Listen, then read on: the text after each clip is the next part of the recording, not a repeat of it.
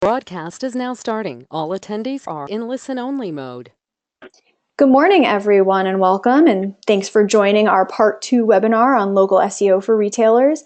I'm Haley Leoka with Micro D. We also have Lark Shirley Stevens on the line from Furniture First, and our presenters, Josh Estate and Ken Widger from Micro D, and they are the digital marketing and conversion gurus. They are going to do the Part 2 on a deeper dive into local SEO. If you do have any questions, I encourage you to type those into the question panel in the GoToWebinar screen. We'll also be able to have some Q&A time at the end if you do have any other questions. So with that, I'm going to let Ken and Josh get us started. Well, good morning, everyone. How are you? Josh? Hey, good morning, guys. Thanks for joining us again. If this is your second time around for part 2, or welcome to those who are just joining us for part 2. And if it's your first, and if part 2 is where you started, kind of like the Star Wars part, right, where you go back in time, you got to go back and make sure that you see part 1 so that the rest of it makes sense. It kind of ties it all together. Maybe we'll do a part 3. No, I don't know. Be invited back. So welcome, everyone. Thank you for having us. So well, as we talked about part 1, let's do a bit of an overview, shall we, of what it was that we covered. For those that weren't able to attend, part 1 covered a variety of areas. For example, first and foremost, why you need local SEO. Why is it even important to rank in that map section, quote unquote, of Google? We also talked about Google search engine result page, or SERP, and basically the layout of it. What am I looking at when I run a search? The paid, the organic, the maps, etc. We also took time to go through a buyer's journey. So everything from when they first start their initial research to when they actually now end up stepping foot into your store, or for an e-commerce site, making your purchase online. There you go. Yeah. And we dove into website data, and this was right about when we had to wake people up, but nonetheless, we talked about the importance of website data and how Google grabs all of your website data, and we talked about how to find keywords, right? Yeah, how to find keywords, how to optimize your website, and we was listening to the webinar or wants to go watch it now after this one, can have some good changes they can make to their marketing efforts to get more customers right away. And the link is down below there, so that as this gets put out to you as a PDF, that'll be an actionable link that you can go to and watch the video. All right. For those that did see part 1, this might look familiar to you, and this is a bit of a recap on how local SEO works. Essentially, Google grabs the website data from the site that we talked about, keywords, meta information, all that fun stuff. It also looks out at local business data out in the interweb, in the wide world of internet, right? The local business data, so everybody understands, just to recap, is anything from listings and directories, backlinks pointing to your site, information that's on your Facebook accounts, just any information about your business out there in the world of internet, BBB, Better Business Bureau information, Secretary of State information, all that information, it matters. I like to think of it as website data being what's on the site, local business data being kind of what's off, or what's out there, right? Off-site. And Google combines these two things, and that's really what provides their results on the local SEO side of things. So with that in mind, our part 2 was really focused on the local business data side of things, and so what we'll go through today, we'll talk about links and the importance of links and why you need them. We'll talk about creating and managing citations or listings, and then we'll talk about reviews and why those are important and why you need them. So without further ado, let's jump right into to links and why you need them. Now, Josh is our link master. I'll let him kind of take this slide. All right. Yeah. Well, for everybody to understand what a link is, you can think of it as just a signal or a listing where your URL is being mentioned somewhere on another website. And it's as simple as that link pointing back to your site. Could be your home page, could be any page on your website, even your contact us page. And just What Google does with that link is say, well, how many people are actually linking back to your particular site? The more links that you have, the more popular it thinks your website is. Does that make sense, Ken? Absolutely, yeah, absolutely. And so one of the things that has become somewhat challenging in the world over the last 10 to 12 years that Google, as they continue to make updates, is you know, it used to be as easy as the quantity of links, right? Yeah. The more the better. Didn't matter where they were coming from. Didn't matter. It just, if you had 10,000 links and somebody else had 10, you were going to win that race. Oh yeah, oh yeah. That was definitely the heyday of that links. was back in the day. Now quality is if not equal, but even sometimes more important, right? Actually, I would say even more important. Yeah. And that's what can be very hard, because it's almost like your Google looks at your site and says, who are you associated with? Mm-hmm. It doesn't just matter how many people you know, but it matters what the quality of the people that you're associating your site with. So, for example, if you have a link from, let's say a nonprofit organization in your particular area, then wow, that's going to be a very good link that you'd want to have. Versus if you had, let's say, a link from, some, random, website that never gets any visits at all, and it just has one page on it. Google's going to say, don't really know a lot about that website. It's not a nonprofit, not a government organization. It's not a very popular site on the internet that nobody visits. So that's really a lower quality link. Yeah. So a link coming from a more trusted or authoritative source holds more weight than just a random link off of your brother-in-law's blog. Yeah, absolutely. Okay. And in this day and age, and I'll leave this as my last point, because this is a situation where, as a business owner, you need to take caution with this.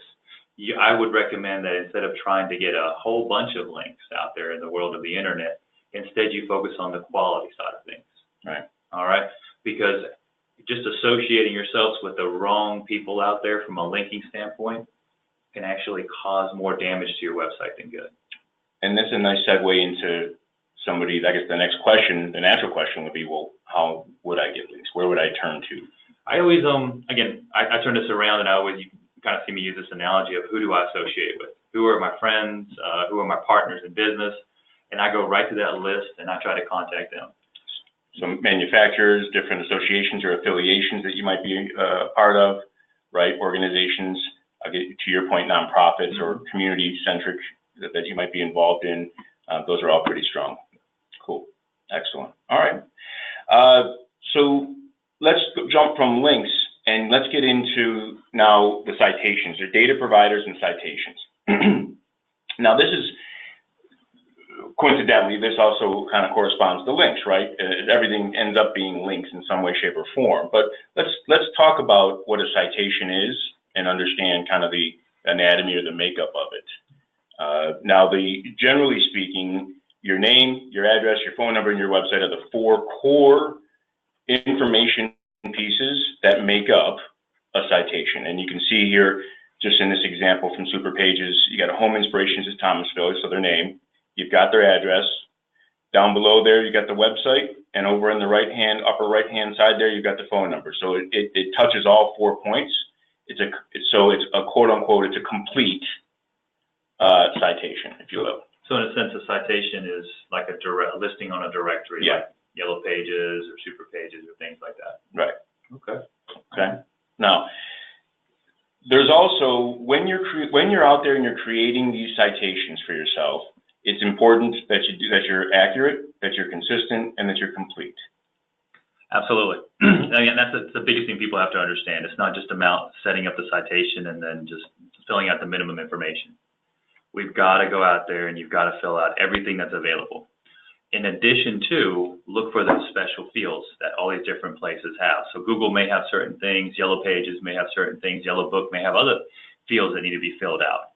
You need to make sure you fill out all the information in all these directories. And we'll talk about how many there are here in a moment, but on the left-hand side, I think you put a pro tip in there, right? That's our first pro tip, yeah. So it's take advantage of what the directory itself offers in terms of filling your information out. So you can see here on Google's side, that same home inspiration, you can see that they've got their photos, You can see that they've got their hours of operation, right? I don't see promos or videos, but again, it's a function of what they offer you to put in there. So just make sure that you leverage what it is that you're allowed to put in there and be complete with it, all right?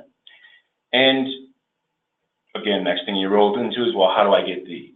Yeah. Well, I guess first and foremost, you really need to start with the king. Yeah, you always start with Google. And that's the most important one to start with. You have to start with that because, as we're going to show here in a moment, all the other citations that are out there are actually Google's going out and reading all those other citations to make sure that your information is accurate and complete.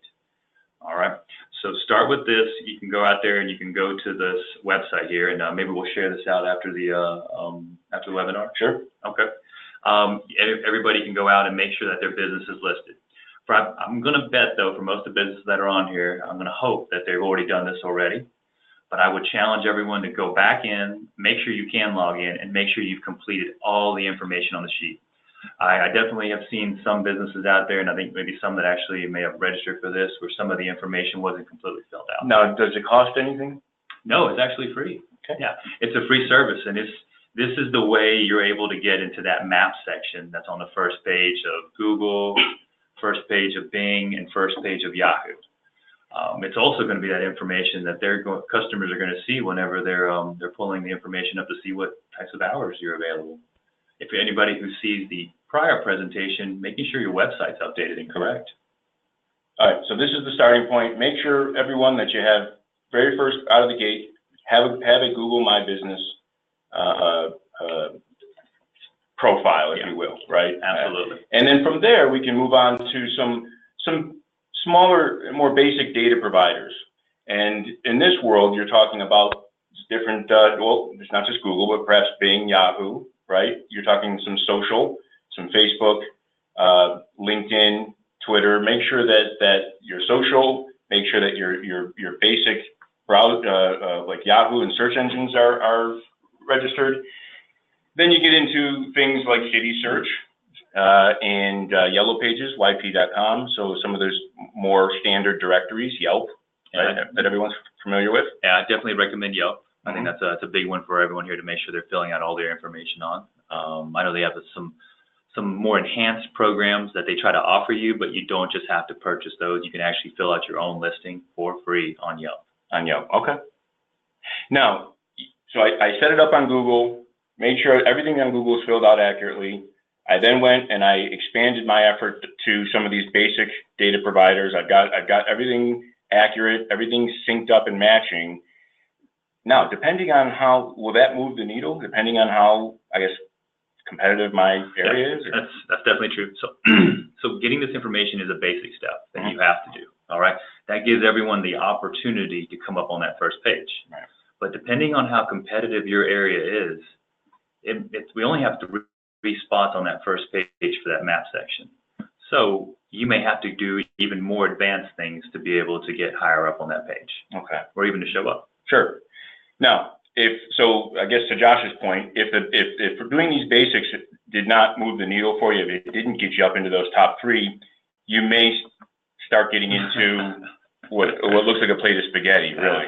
And this is far more advanced, but here you're talking about different multiple data sources that feed each other. You're talking about expansion out into dozens and dozens and dozens, to say, I mean, at a minimum, of different sources. And again, this is a little overwhelming. And I'm smiling at Ken right now because I wanted to have this in here. I know he was fighting me saying it might be too complicated or overwhelming, because it is an overwhelming thing to have to do when you are in a competitive area. And usually what I recommend is that at this point you engage with some sort of agency to help you out with this process. Right.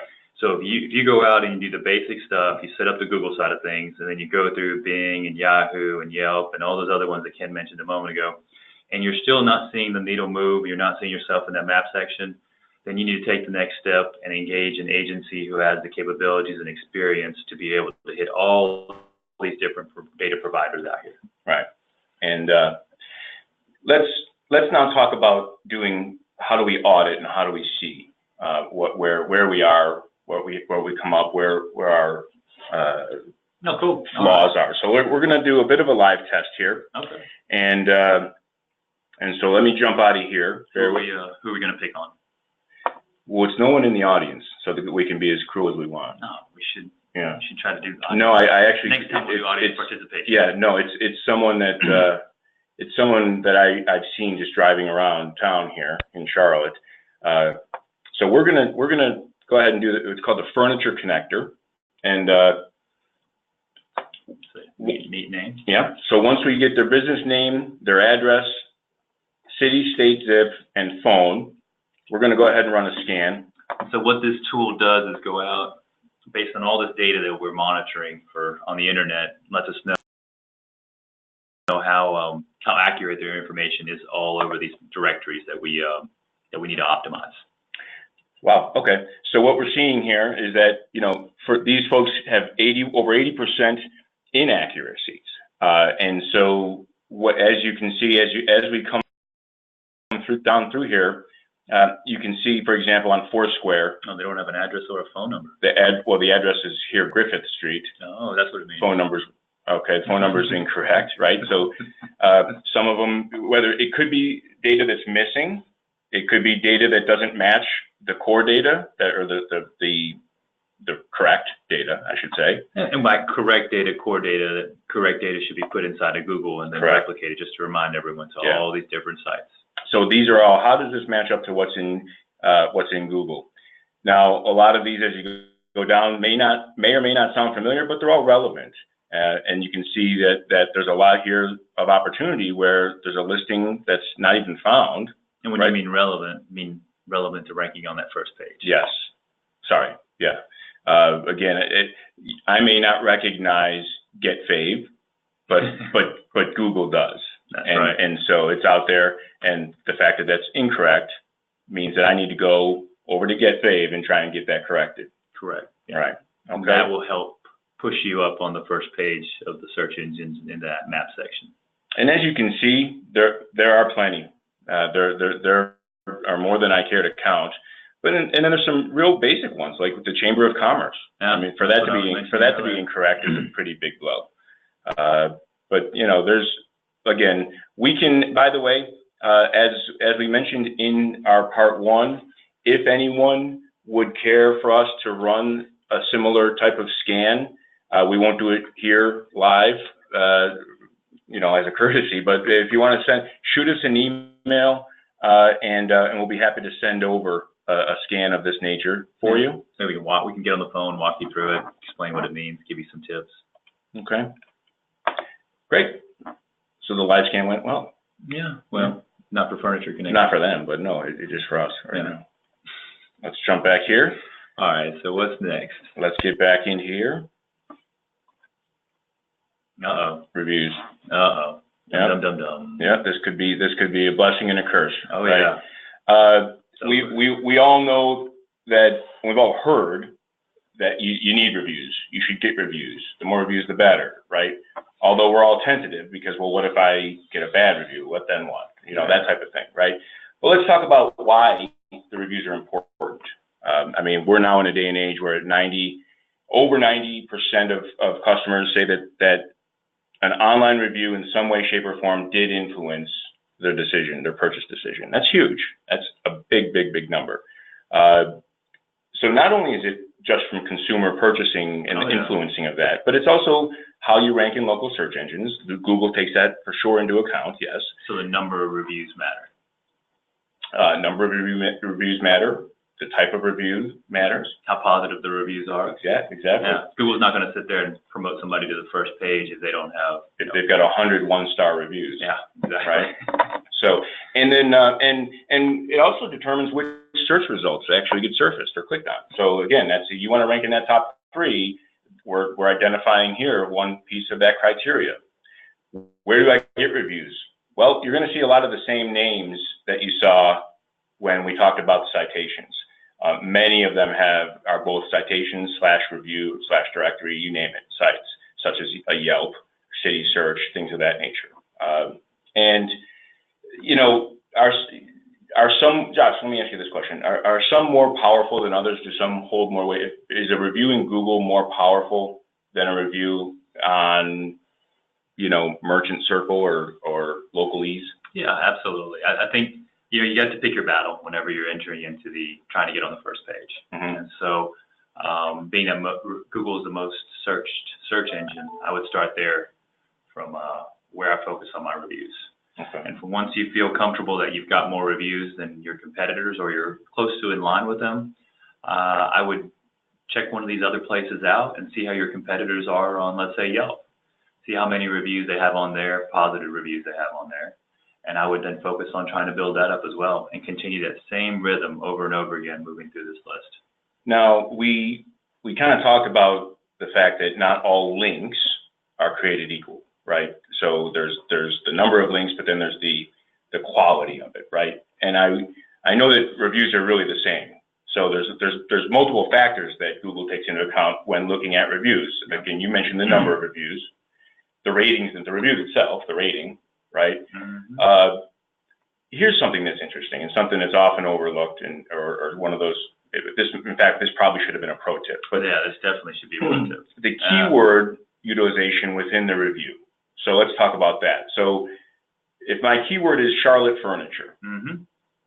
and one person leaves a review that talks about, I looked all over Charlotte for the best furniture store, and blah, blah, blah, blah, blah. And they use that Charlotte furniture, they use those types of keywords within the review.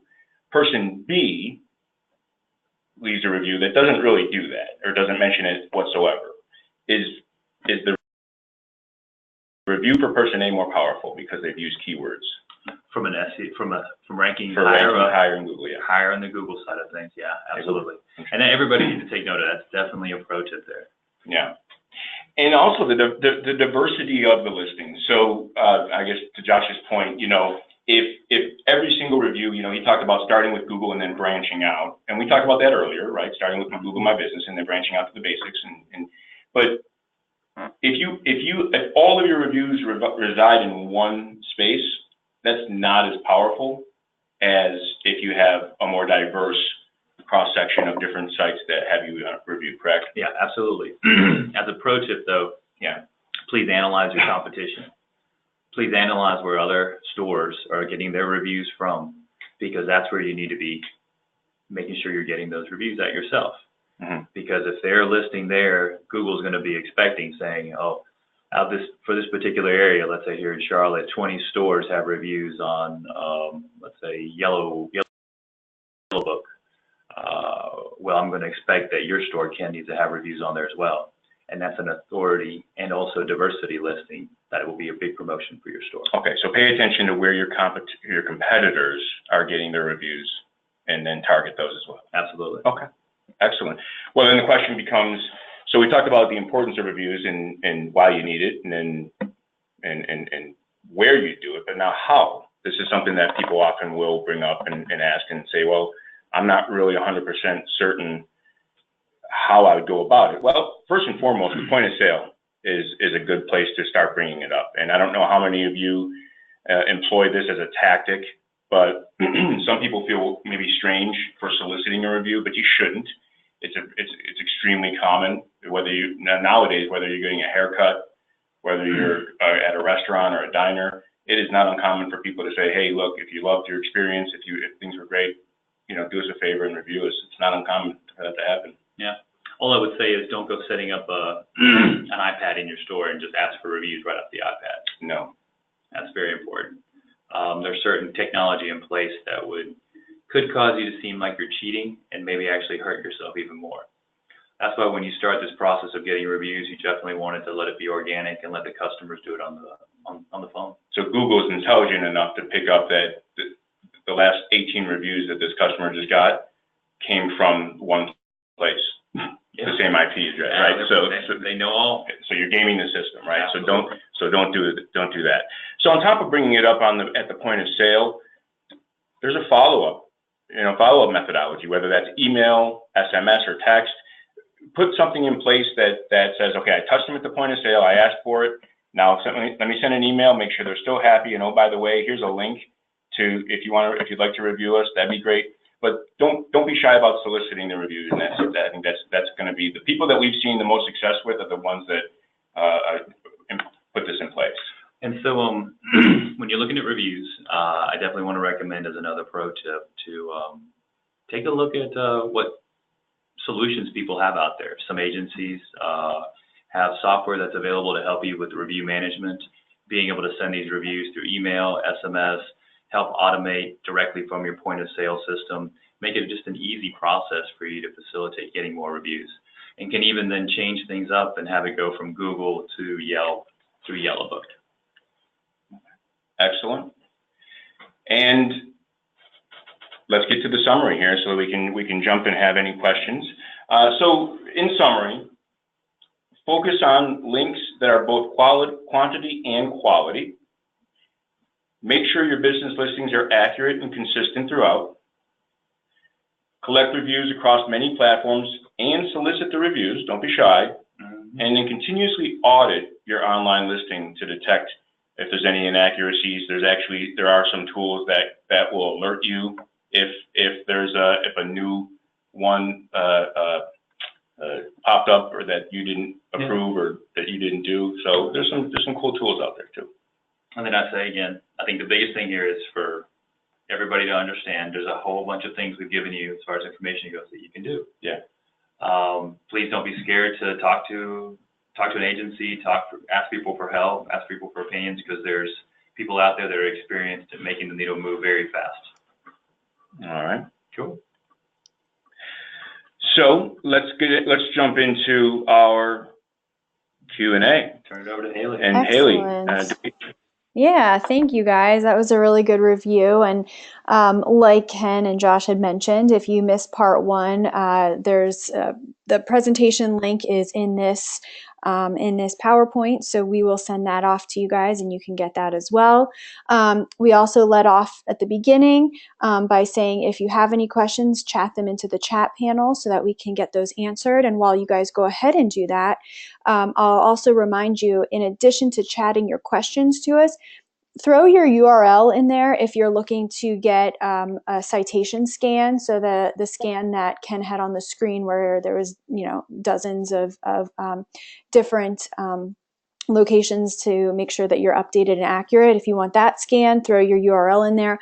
Also from part one, the SEO audit, if you want that in there, we'll be able to hook you up with that as well to make sure you're on point there. And then while we wait a few more seconds, for those questions to come in, I'll also remind you that at the Furniture First Symposium, Ken will be hosting a roundtable on this very topic. So there's going to be 2 roundtable sessions. Each one is about, I think, 25 minutes long, and that's going to be Tuesday, May 15th. So if you do have any questions between now and then, or if you want to continue that conversation, we're going to do a whole local SEO roundtable. So you'll have that option as well.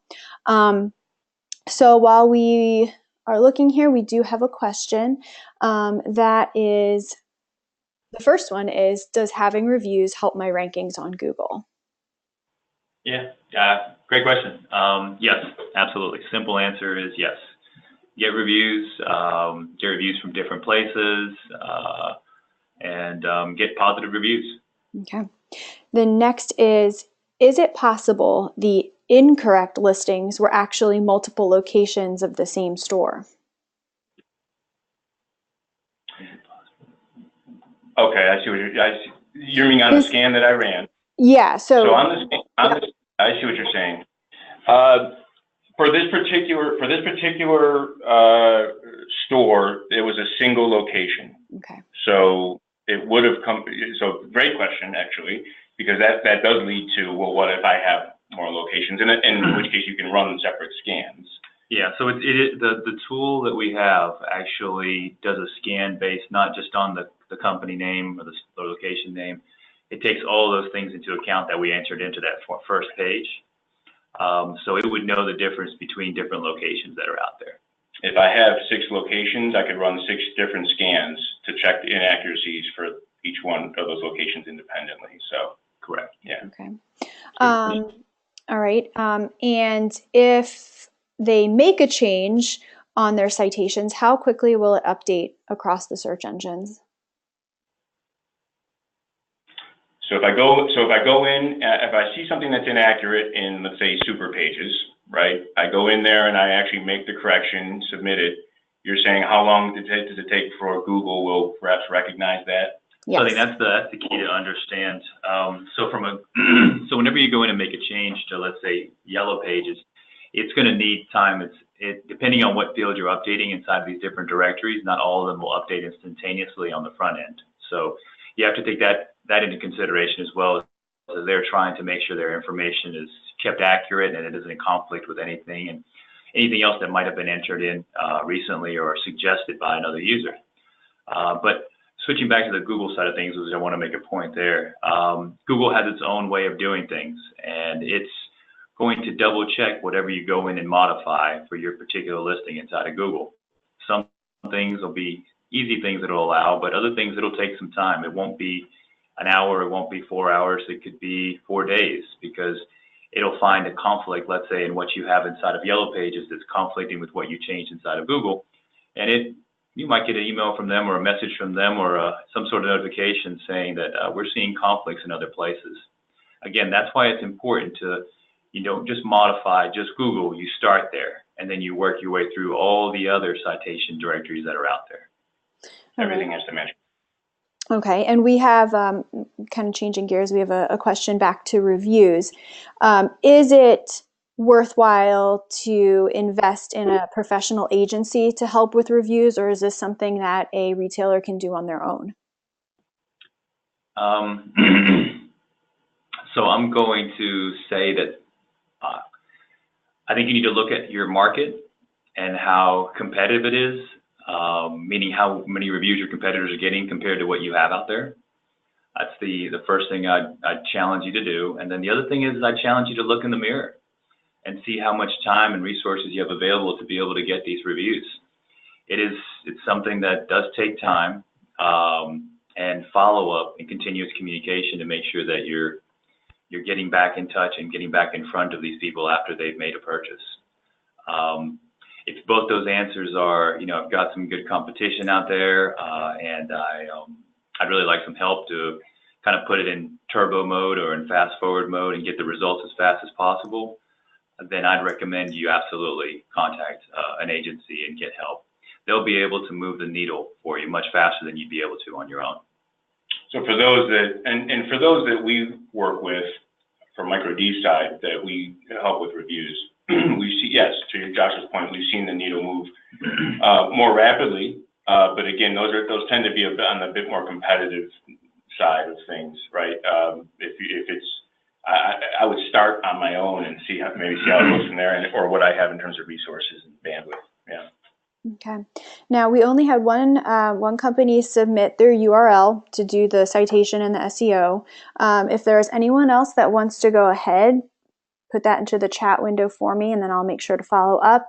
Otherwise, I have no more questions. Oh, okay, good. Yay. Send me those URLs, everyone. Thank you. Otherwise, I have yeah, I have no more questions for you guys. So thank you so much. And like I said, Symposium Roundtable, May 15th. We're going to keep on this conversation. So tell everyone about it so we can get some more traction there, and Ken can answer some more of your questions in person. Thank you. Yeah, come see me.